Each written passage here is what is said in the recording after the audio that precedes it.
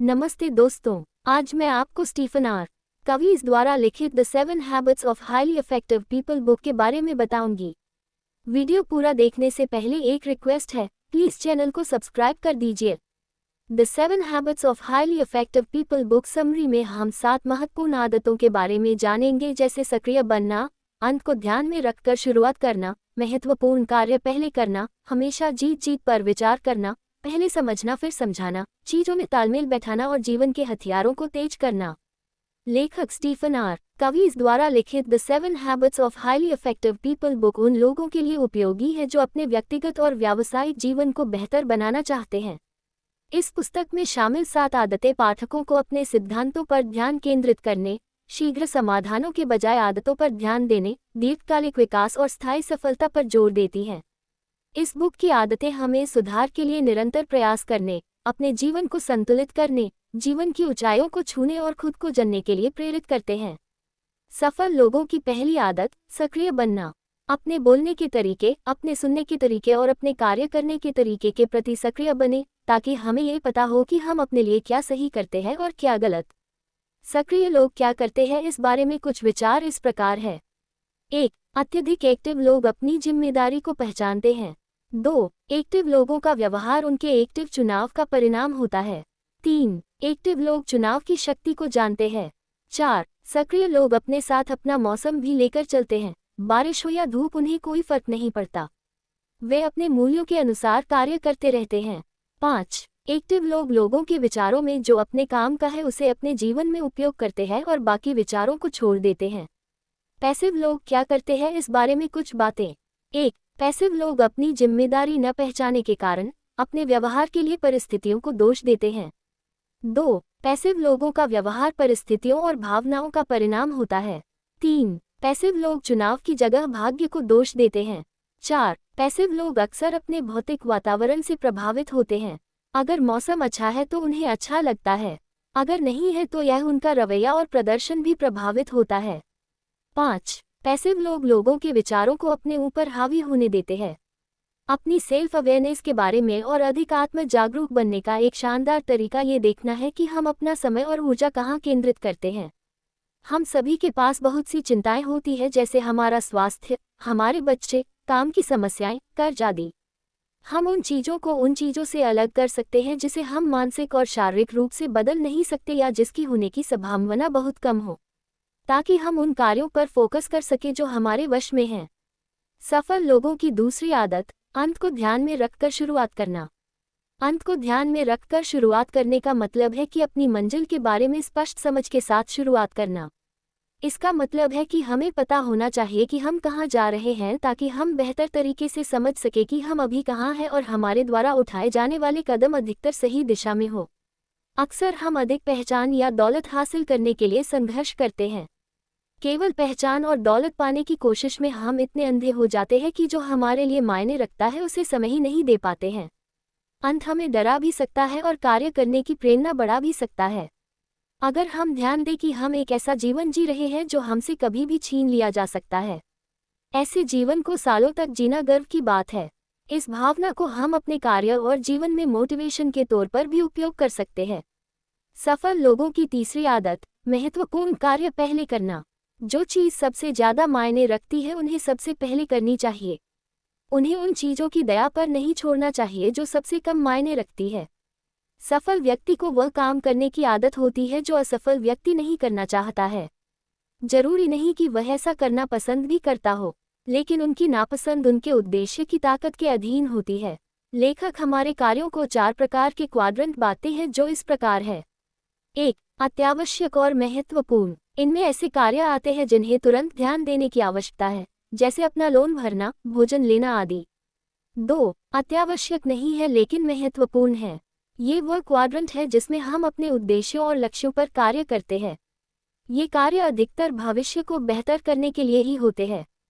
3. अत्यावश्यक लेकिन महत्वपूर्ण नहीं। यह एक भ्रामक क्वाड्रेंट है जो हमें फर्स्ट क्वाड्रेंट का एहसास कराता है, जिसमें हम अत्यावश्यक कार्य करते हैं लेकिन वे अपने जीवन में अधिक प्रभाव नहीं डालते। 4. अत्यावश्यक नहीं और महत्वपूर्ण भी नहीं। इस क्वाड्रेंट में हमारा समय नष्ट होता है। जो लोग मुझे ढूंढते हैं वे इसी क्वाड्रेंट में आते हैं। सफल होने के लिए हमें महत्वपूर्ण कार्यों पर अधिक ध्यान देना होता है, इसीलिए जो लोग सफल होना चाहते हैं वे क्वाड्रेंट I और क्वाड्रेंट II में अधिक समय बिताते हैं। सफल लोगों की चौथी आदत, हमेशा जीत जीत पर विचार करना। हम सभी कार्य करते और परिणामों की उम्मीद लगाते हैं। उन परिणामों से जो भावनाएं निकलती है वह अपने लिए और अपने विपक्षी के लिए बहुत मायने रखती है। इसलिए यह जरूरी है परिणाम की मानसिकता हमारी ठीक हो। कार्य के परिणामों से जो भावनाएं निकलती है वे कुछ इस प्रकार है। 1. जीत हार। जीत हार की मानसिकता हमें बताती है कि मैं जीतूंगा तो तुम हारोगे। ये लोग अपनी बात मनवाने के लिए शक्ति और पद का उपयोग करते हैं। 2. हार जीत। इसमें वे लोग शामिल होते हैं जो कहते हैं कि मैं हारा तुम जीते। ये लोग दूसरों को खुश करने में तेज होते हैं लेकिन अपनी भावनाओं और विश्वासों को प्रकट करने से डरते हैं। 3. हार हार। जब दो जीतने या हारने वाले लोग एक साथ आते हैं तो नतीजा हार हार ही होता है, क्योंकि दोनों प्रतिभागी बन जाते हैं और एक दूसरे से बराबरी करने पर अधिक ध्यान देते हैं। 4. जीत। जीत की मानसिकता वाले लोग अधिकतर अपनी जीत के बारे में सोचते हैं, साथ ही उन्हें इस बात से कोई फर्क नहीं पड़ता कि सामने वाला हारेगा या जीतेगा। 5. जीत जीत या कोई सौदा नहीं। इस प्रकार की मानसिकता वाले लोग दोनों पक्षों की जीत के बारे में सोचते हैं। अगर वहीं एक की जीत और दूसरे की हार होती है तो वे उस सौदे को छोड़ देते हैं। ज्यादातर लोग द्वंद्व के विचार से सोचते हैं, जैसे मजबूत या कमजोर, मुश्किल या आसान, जीत या हार। लेकिन इस तरह की सोच हमें एक दूसरे के प्रतिद्वंदी बना देती है। वही जीत जीत का विचार इस बात पर आधारित है कि हर किसी के लिए बहुत कुछ है।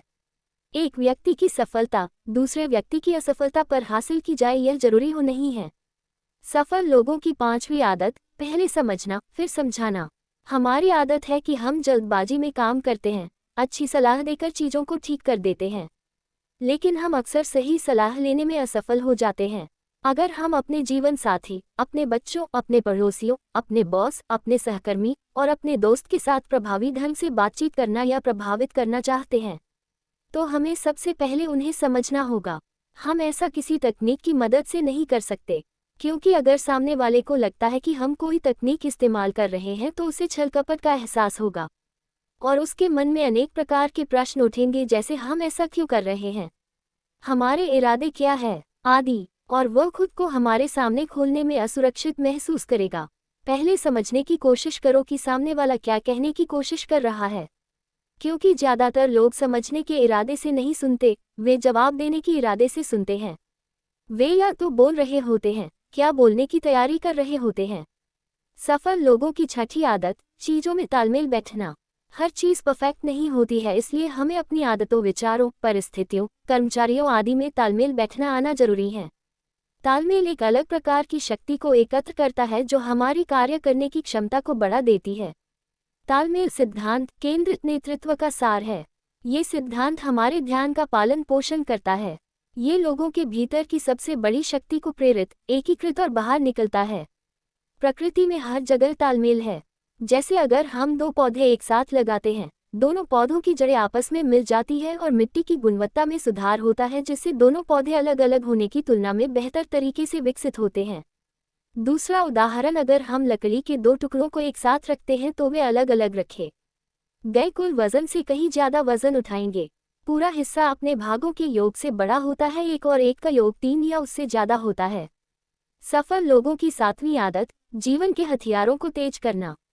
जीवन की परिस्थितियों का पेड़ कम धार वाले हथियारों से नहीं कटा जा सकता है। अगर हम अपने हथियारों को तेज नहीं करेंगे तो हमें अधिक प्रयासों से बहुत कम मिलेगा और बहुत अधिक समय भी देना होगा। लेखक अपने हथियारों को तेज करने के लिए 4 आयामों पर काम करने की सलाह देते हैं, जो इस प्रकार है। 1. भौतिक आयाम। इस आयाम में हमारे भौतिक शरीर की देखभाल करना शामिल है, जिसमें सही प्रकार से भोजन लेना, पर्याप्त विश्राम करना और नियमित रूप से व्यायाम करना शामिल है। 2. आध्यात्मिक आयाम। ये जीवन का एक बहुत ही निजी क्षेत्र है और अत्यंत महत्वपूर्ण है। यह उन स्रोतों पर निर्भर करता है जो हमें प्रेरित करते हैं और हमें ऊपर उठाते हैं और हमें मानवता के शाश्वत सत्य से जोड़ते हैं। 3. मानसिक आयाम। हमारा अधिकांश मानसिक विकास और अध्ययन अनुशासन औपचारिक शिक्षा के माध्यम से आता है, लेकिन जैसे ही हम स्कूल के अनुशासन को छोड़ते हैं, हम में से कई लोग अपने दिमाग को कमजोर होने देते हैं। मानसिक दृष्टि को तेज करने के लिए लेखन एक शक्तिशाली तरीका है। 4. सामाजिक भावनात्मक आयाम। हमारे जीवन में सामाजिक और भावनात्मक आयाम एक दूसरे से जुड़े हुए हैं क्योंकि हमारा भावनात्मक जीवन एक दूसरे से जुड़ा हुआ है। निष्कर्ष। इस बुक समरी में हमने 7 महत्वपूर्ण आदतों के बारे में जाना जो कुछ इस प्रकार है। पहली, बेहतर करने लिए हमें हमेशा सक्रिय रहना होगा। दूसरी, कार्यों को जल्दी और बेहतर करने के लिए अंत को ध्यान में रखकर शुरुआत करना एक बेहतर मोटिवेशन हो सकता है। तीसरी, हमें हमेशा अपने महत्वपूर्ण कार्यों को पहले करना चाहिए। चौथी, जीत जीत की भावना प्रतिद्वंदी की भावना को कम कर देती है। पांचवी, लोगों को समझाने के लिए पहले हमें लोगों की बातों को समझना होगा। छठी, चीजों में तालमेल बैठाने से कार्य की गुणवत्ता बढ़ जाती है। और सातवीं, जीवन के हथियारों को हमेशा तेज करते रहें। धन्यवाद दोस्तों, चैनल को सब्सक्राइब करें, वीडियो को लाइक करें और अपनी राय कमेंट बॉक्स में लिखें।